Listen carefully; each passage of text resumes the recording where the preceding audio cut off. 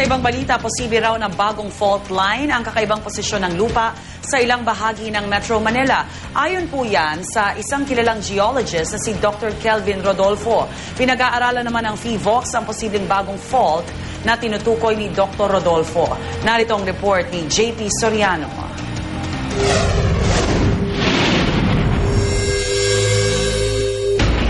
Halos 3 taon ang pinag-aaralan ni Dr. Kelvin Rodolfo ang land subsidence sa Metro Manila o yung paglubog at pagtaas ng lupa. At sa panahong ito, meron siyang napansing kakaiba sa posisyon ng lupa sa pagitan ng Navotas, Maynila at Taguig. Yung isang panig, mas mabilis ang pag-akyat niya. Ibig sabihin nun, may differential movement. Kung meron kang biyak at may differential movement, more than likely faults yan. It's an initial finding.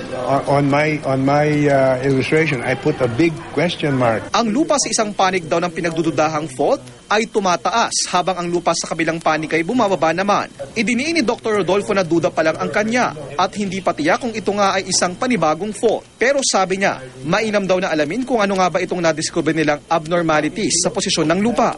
Dahil lang sa may fault, hindi ibig sabihin na yan yung lugar na yan ang... I'll tell you, if there's a major earthquake, even 50 kilometers from Manila, there will be real problems here.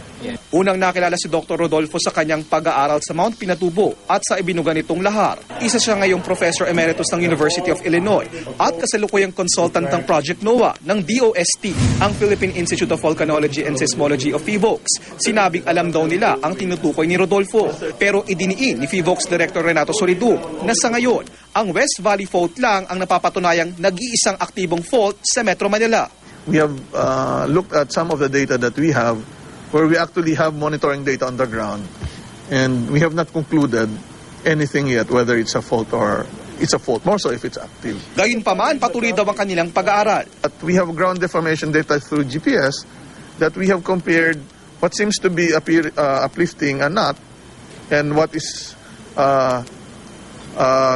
seems to be uplifting faster than the rest. We didn't find any statistical significance yet. Dagdag niya, wala raw dapat ikabahala, pero dapat daw ay laging maging handa ang lahat sa lindol, lalo pat hindi natin alam kung kailan ito mangyayari. Para sa unang balita, JP Soriano reporting.